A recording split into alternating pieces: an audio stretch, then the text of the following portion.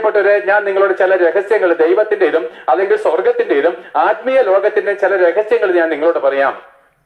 ഒരു മനുഷ്യൻ പാപം ചെയ്യുന്നു, ലോകം പാപത്തെ അംഗീകരിക്കുന്നു. അപ്പോഴെന്താണ്? ലോകം പാപത്തോടുകൂടെ നശിച്ചു പോകാനുള്ളതായതുകൊണ്ട് ലോകവും ലോകക്കാരും നമ്മളെ കൊണ്ട് പാപം ചെയ്യുവാൻ ഉത്സാഹിപ്പിക്കുന്നു. ഒരു ഉദാഹരണം പറയാം. എന്റെ പേര് വിജയ ഗോപാൽ എന്നാണ്. ഞാൻ മദ്യപാനി ആയിരുന്നില്ല. ഞാൻ കുഞ്ഞുനാൾ തൊട്ട്, എന്റെ അപ്പൻ എന്താണ്, ഒരു ചെയിൻ സ്മോക്കർ ആയിരുന്നു. കൊച്ചു ബീഡി എപ്പോഴും വലിച്ചുകൊണ്ടിരിക്കുന്ന ഒരു സ്വഭാവം. കഠിനമായിരിക്കും ദാരിദ്ര്യമാണെങ്കിലും അദ്ദേഹം എന്താണ്, ബീഡി വലിച്ചുകൊണ്ടിരിക്കും. ഒന്ന് കെടുമ്പോൾ അടുത്തതെടുത്ത് വലിക്കും. അപ്പൊ ഇതൊക്കെ കാണുമ്പോൾ എനിക്ക് സങ്കടം തോന്നിയിട്ട് ഞാനൊരു തീരുമാനമെടുത്തു. എന്താണ്?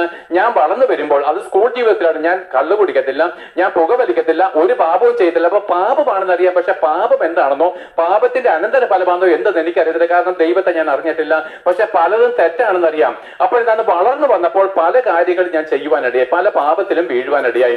എന്റെ സ്നേഹിതന്മാര്, കത്തോലിക്ക, മർത്തോമ, യാക്കോബായ സഭയിലൊക്കെയുള്ള അനേക സ്നേഹിതന്മാരെന്റെ യൗവന കാലത്തുണ്ടായിരുന്നു. അവരൊക്കെയും കള്ളുകുടിയന്മാരാണ്. അത് നിരന്തരം എന്തെങ്കിലും മദ്യം സേവിക്കുന്നവരാണ്. അവരൊക്കെ എന്നെ ആകുന്നിടത്തോളം നിർബന്ധിച്ചിട്ട് ഹിന്ദുമത വിശ്വാസത്തിലായിരുന്ന കൂട്ടുകാരുമുണ്ട്. അപ്പൊ എന്നെ കൊണ്ട് കള്ളു കുടിപ്പിക്കുക എന്നുള്ളത് അവരുടെ ഒരു ഉദ്ദേശമായിരുന്നു. പ്രിയപ്പെട്ട, ഇതെന്താണ് കാരണം എന്നറിയാമോ? ആ കള്ളുകുടിയൻ ഒരു കാര്യം പറയാൻ, കള്ളു കുടിക്കുമ്പോൾ ഒരു സന്തോഷം. കള്ളു കുടിക്കുമ്പോൾ എല്ലാ ഭാരങ്ങളും മാറിയിട്ട് അവൻ ഏതോ ഉന്മാദ അവസ്ഥയിലാണ് പോകുന്നത്. അതുകൊണ്ടാണ് ഒരു കള്ളുകുടിയൻ നിങ്ങൾക്ക് സ്നേഹിതനായിട്ട് വന്നാൽ, കഞ്ചാവ് വലിക്കുന്നവൻ നിന്റെ സ്നേഹിതനായിട്ട് വന്നാൽ, ആ കഞ്ചാവ് വലിക്കുമ്പോൾ, കള്ളു കുടിക്കുമ്പോൾ അവൻ അനുഭവിക്കുന്ന ഒരു ആനന്ദമുണ്ട്.